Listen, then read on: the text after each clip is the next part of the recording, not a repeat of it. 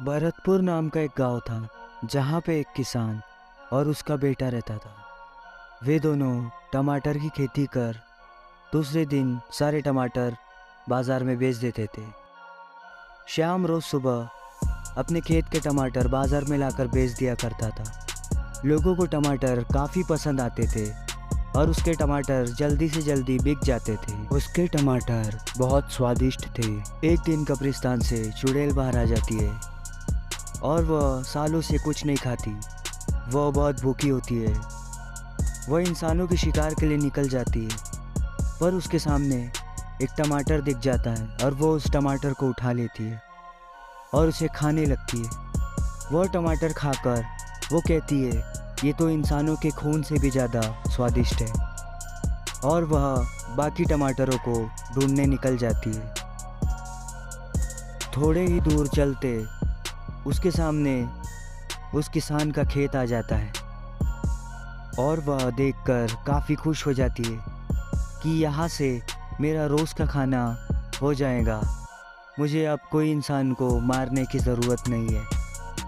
मैं यहाँ से हर रोज़ एक टमाटर खाकर अपना पेट भर लूँगी। थोड़ी देर बाद किसान वहाँ पर आता है और वह देखता है कि उसके सारे टमाटर के पेड़ खराब हो गए। किसान देख के यह बहुत गुस्सा हो जाता है और वह बहुत अफसोस मनाता है।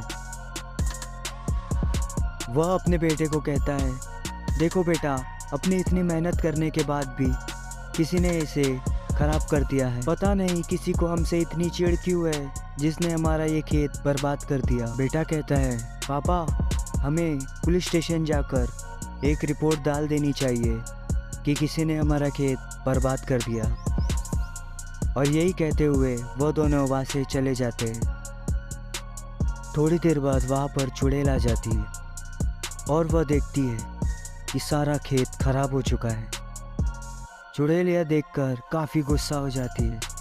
कहती है, जिसने भी ये किया है मैं उसे छोड़ूंगी नहीं। चुड़ैल अपनी शक्ति से उस खेती को सुधारने की कोशिश करती है।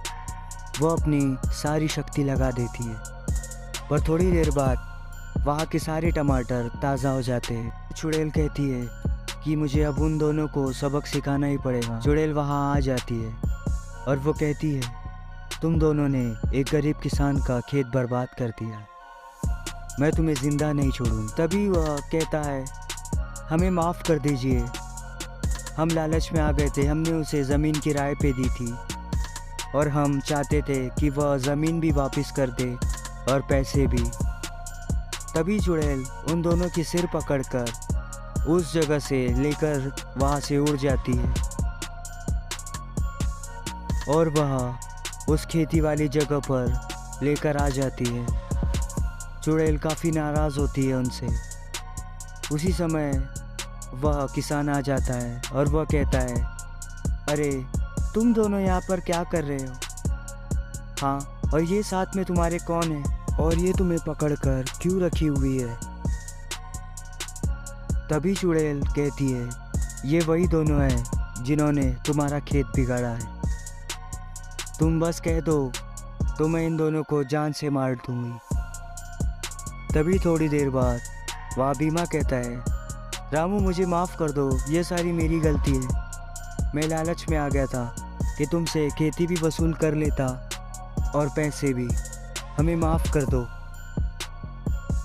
बहुत देर की मिन्नतों के बाद वो दोनों उसके पैरों तले ज़मीन पर गिर जाते हैं और माफ़ी मांगने लगते हैं। किसान उन दोनों को माफ़ कर देता है और वे दोनों अपने घर चले जाते हैं।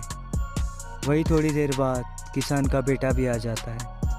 किसान उस चुड़ैल से कहता है कि चुड़ैल जी, आपका बहुत बहुत शुक्रिया, आपने मेरे खेत को बचा लिया।